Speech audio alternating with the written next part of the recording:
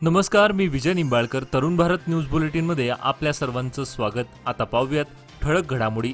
जय किसान भाजी मार्केट 20 कोटी नुकसान भरपाई देणं यासह महानगरपालिकेकडून झालेल्या चुकांबाबत पालकमंत्री सतीश जारकिहोळी यांनी मनपा अधिकाऱ्यांशी चर्चा केली. महानगरपालिकेमध्ये जो सावळा गोंधळ सुरू आहे तो तातडीने थांबवा, अन्यथा कठोर कारवाई केली जाईल, असा इशारा पालकमंत्री सतीश जारकिहोळी यांनी अधिकाऱ्यांना दिला आहे. बेळगाव शहरात शुक्रवारी सायंकाळी नेहरूनगर येथे 6हून अधिक शाळकरी मुलांना घेऊन जाणाऱ्या ऑटो चालकाचं नियंत्रण सुटल्याने नेहरूनगरहून एपीएमसीकडे जाणाऱ्या रस्त्यावर ऑटो रिक्षा उलटली. त्यात शाळकरी मुले किरकोळ जखमी झाली आहेत. यामुळे पुन्हा शाळकरी मुलांच्या सुरक्षिततेचा प्रश्न पुन्हा उपस्थित झाला आहे. ओपीएससी अर्थात जुनी निवृत्ती योजना लागू करावी या मागणीसाठी बिम्स हॉस्पिटलचे डॉक्टर्स आणि एएमपीएस कर्मचारी संघटनेने आज शुक्रवारी काम बंद आंदोलन छेडून निदर्शनं केली.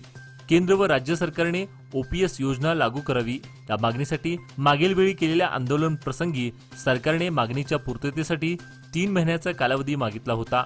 तथापि हा कालावधी उलटून गेला तरी कोणतीच कारवाई झाली नाही. त्यामुळे संतप्त झालेल्या बिम्सच्या डॉक्टर्स आणि एनपीएस कर्मचारी संघटनेने आज शुक्रवारी आरोग्य सेवा बंद ठेवण्याबरोबरच काळ्या फिती बांधून निषेध व्यक्त केला. त्याचप्रमाणे हॉस्पिटल समोर जोरदार निदर्शनं करून ओपीएससीच्या अंमलबजावणीची मागणी केली. बेळगाव शहर परिसरात बाप्पाच्या स्वागताची जय्यत तयारी सुरू असून बाजारपेठ देखील सज्ज झाली आहेत. काही सार्वजनिक श्री गणेश मूर्तीचं शहरात फटाक्याच्या आतषबाजीत जल्लोषी आगमनही झालं असून एकंदरच शहर परिसरात सर्वत्र भक्तिपूर्ण गणेशमय वातावरण निर्माण झालं आहे.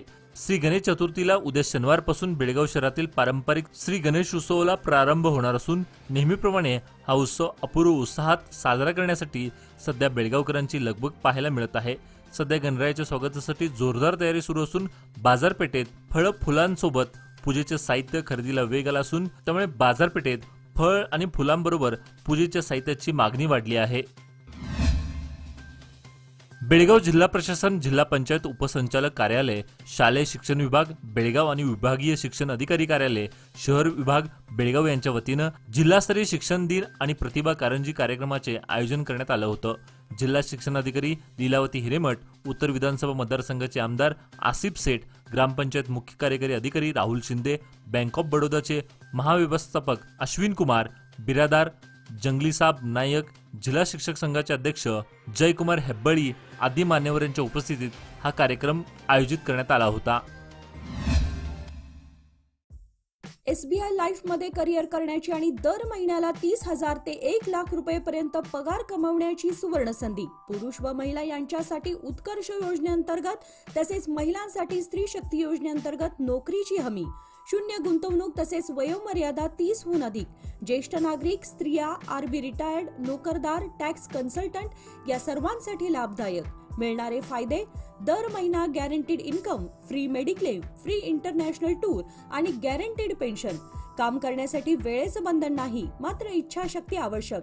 बेळगाव तालुक्यातील प्रत्येक गावामध्ये एसबीआय लाईफची एजन्सी द्यावयाची आहे. अधिक माहितीसाठी संपर्क साधा.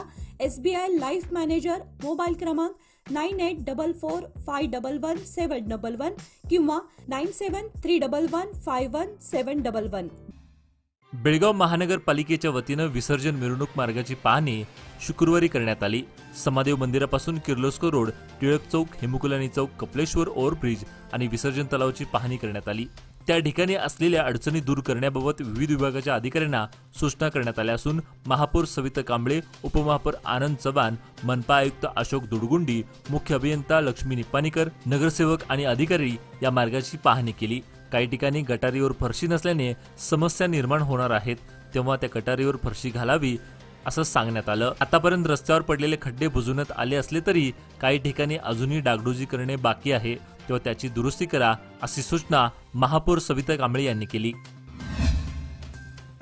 राणी चन्नम्मा विद्यापीठच्या वतीने येत्या 29 सप्टेंबर रोजी घेण्यात येणाऱ्या पदवी परीक्षा पुढे ढकलण्यात आल्या असून या परीक्षेची पुढील नवीन तारीख लवकरच कळविण्यात येणार आहे. राणी चन्नम्मा विद्यापीठच्या आरसीओ मूल्यमापन विभागाच्या कुलसचिवांनी एका परिपत्रकाद्वारे दिनांक 29 सप्टेंबर रोजी स्पर्धा परीक्षा होणार असल्यामुळे पदवी परीक्षा पुढे ढकलण्यात आल्याचं कळवलं आहे.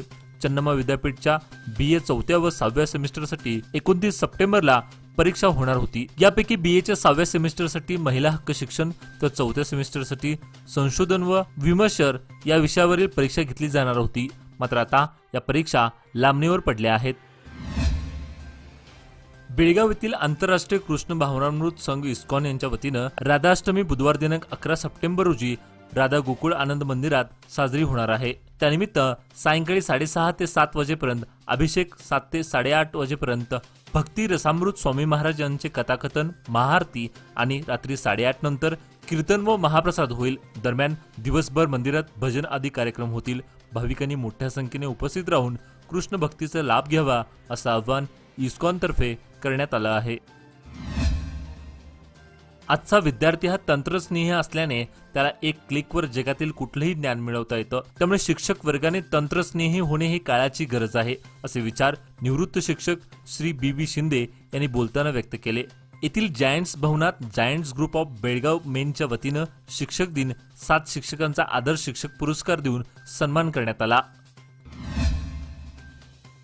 खानापूर हेमाडगा रस्त्यावर जागोजागी पडलेल्या खड्ड्यांमुळे प्रवास करणे जोखमीचे बनले आहे। वारंवार विनंती करून देखील या रस्त्याच्या डागडुजीबाबत सार्वजनिक बांधकाम खात्याने साफ दुर्लक्ष केल्याने या रस्त्यावर छोट्या मोठ्या अपघाताच्या मालिका सुरू आहेत। यामुळे या रस्त्यावरून जीव मुठीत घेऊन प्रवास करावा लागत आहे। या रस्त्याच्या दुरुस्तीसाठी निधी मंजूर होऊन देखील हे काम हाती घेण्यात आलं नसल्याने या भागातील नागरिकांनी 20 सप्टेंबर रोजी खानापूर येथे उग्र आंदोलनाचा इशारा दिला आहे।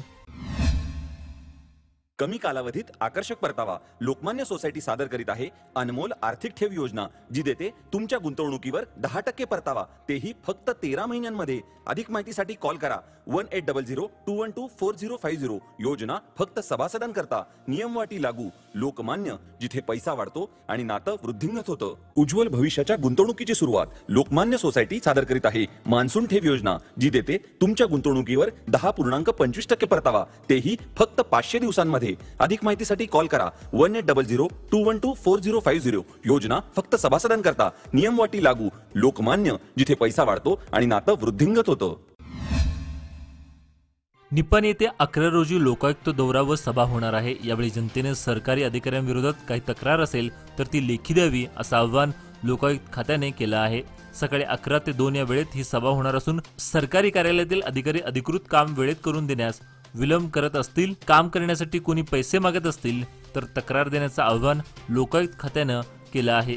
काही अधिकाऱ्यांनी त्यांच्या उत्पन्न स्वतःपेक्षा अधिक संपत्ती जमा केल्याचा संशय असल्यास त्यांच्याबाबतही तक्रारी द्याव्यात।